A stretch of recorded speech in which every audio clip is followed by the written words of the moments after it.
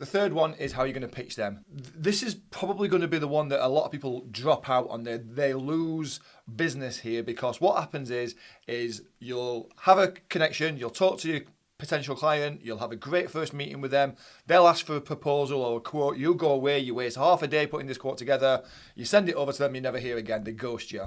So what we need to do is, once you've had that initial conversation with them and they've asked for a price or they've asked for a quote, you never, ever send it to them. Never send it to them. Under no circumstances would you send that quote to them.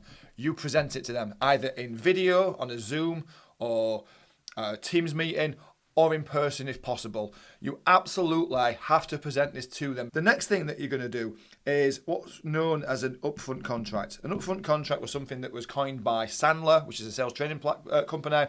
And what the upfront contract is once you've presented your initial offer to them, what you do is you get a soft close by presenting this upfront contract. And the upfront contract really says that, providing you're happy with everything that we talk you through in this quote or this proposal, and by the way, only if you're happy with everything, the next stage is and then you take them through your onboarding process, and you say to them at the end of that, are you happy to proceed if you're happy with everything that we talk about in this proposal?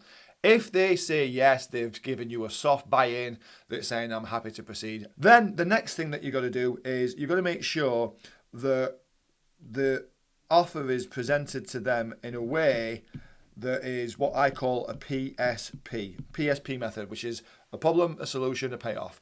What tends to happen a lot of the time, you put these proposals together and you put at the front all the experience that you've got, the awards that you've won, the companies that you worked in, all the bragging stuff. No one cares about that. You think they do, they don't. It matters to you, doesn't matter to them.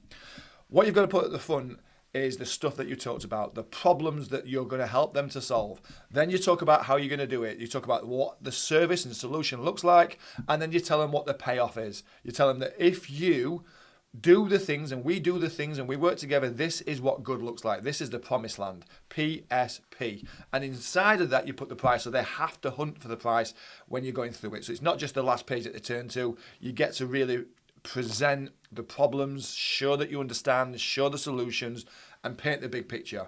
You don't want the price to be the last thing that they remember, because if the price is the last thing that they remember, they'll go away and they'll think of a million different reasons why they need to justify the price.